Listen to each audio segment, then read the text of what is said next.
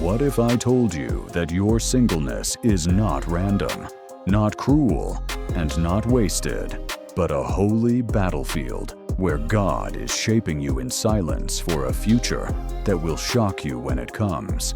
And the truth is, the prayers you whisper in the dark, the lonely cries, the desperate questions, the silent aching for a hand to hold, are not ignored by heaven, but recorded as evidence of your faith. And while you think nothing is happening, every tear is watering a harvest that will not die. Because what you call delay, God calls preparation. And the hidden reality is that singleness is one of the sharpest tools in the hand of God. For in 1 Corinthians 7, Paul dared to call it a gift, not because he wanted to mock your desire, but because he saw what most people cannot see. That when you are unattached, heaven has a direct access to your heart with no rival voices competing. And if you can endure this fire without bowing to lust, without giving in to despair, you will rise with a strength marriage itself cannot give. But the warning is this: many secretly waste their singleness by praying shallow prayers that sound holy but hide desperation, asking for someone to complete them when Christ alone is their portion. And so the very request you make reveals what really owns you. Because if your identity collapses when there is no partner beside you, then your foundation is cracked. And that is why Matthew 6:33 warns you to seek first His kingdom before you seek romance, security, or validation. For if you place the weight of your soul on another human being, they will break beneath it. And the shocking truth is that God often keeps you single, not because He is withholding love, but because He is protecting you from a counterfeit that would have wrecked your destiny. And if you saw the spiritual battles He fought behind the curtain, the heartbreaks He blocked, the manipulations He exposed, you would fall to your knees in gratitude rather than bitterness. And this is why your prayers in this season must shift from "God, give me someone" to "God, make me whole without anyone." For the enemy knows how weak you can feel when you are alone, how lust knocks at midnight, how comparison poisons your thoughts when you scroll and see everyone else coupled, how temptation whispers that compromise is harmless. But Ephesians 6 reminds you that you wrestle not against flesh and blood, but against principalities. And if you are not armored in prayer, your singleness becomes a playground for demons instead of a training ground for warriors. But when you choose to fight in secret, when you pray with fire, when you fast with resolve, when you tell God in the middle of your ache, "I will not bow to loneliness. I will not hand my purity to impatience. I will not surrender my identity to culture," then chains break and the atmosphere shifts, and your singleness becomes sacred ground.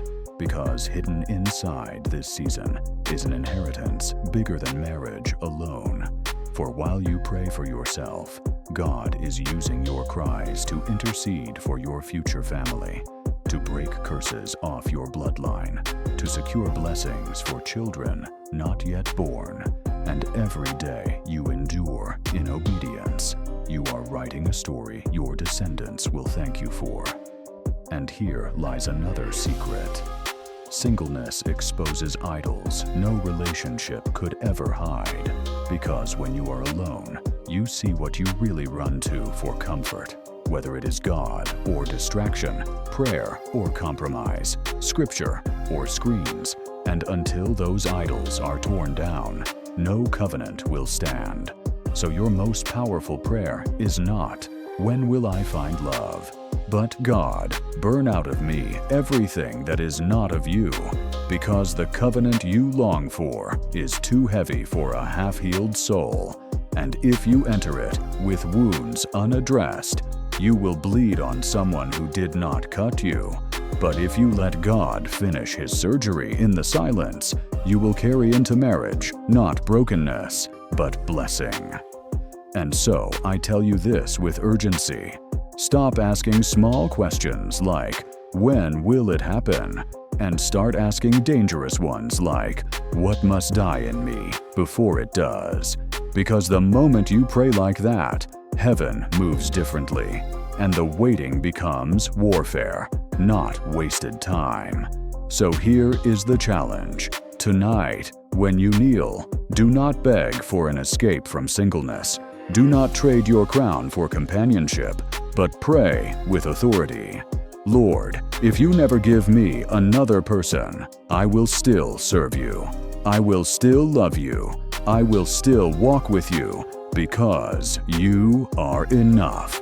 And that declaration shakes hell, because the enemy loses leverage when he cannot bait you with loneliness. And when you rise with that kind of faith, you are untouchable. You are unshaken. You are unstoppable. And it is in that moment of surrender that God often releases the very thing you stopped chasing. Because Romans 8:28 was never a cliche. It is a war cry.